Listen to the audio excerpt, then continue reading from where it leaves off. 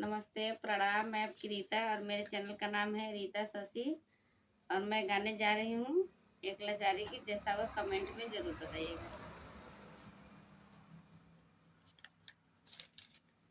रोज पिए पौआ अउरी आवा धीरतिया मोरे आवारा बालमा। रोज पिए पौआ अउरी आवा धीरतिया मोरे आवारा बालमा। मोरे आवारा बालमा पीठ दूसरे का केवाड़ा मोरे आवारा बालमा। पीठ दूसरे का केवाड़ा मोरे आवारा बालमा। चावल होई गल महंगा गेहूँ आखी ना देखाई मोरे आवारा बालमा।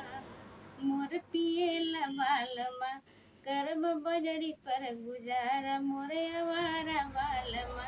करब बजड़ी पर गुजारा मोरे आवारा बालमा।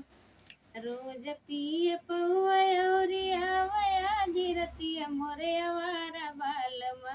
मोर पिएला बालमा पीठ दूसरे का केवाड़ा मोरे आवारा बालमा। साड़ी होई गे महंगा लहंगा आखी ना देखाई मोरे आवारा बालमा।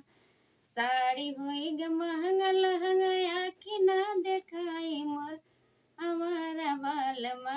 मोर पिएला बालमा करब लुगरी पर गुजारा मोरे आवारा बालमा। करब लुगरी पर गुजारा मोरे आवारा बालमा।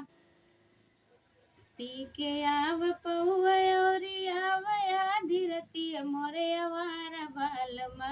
मोर पिएला बालमा पीठ दूसरे का केवाड़ा मोरे आवारा बालमा।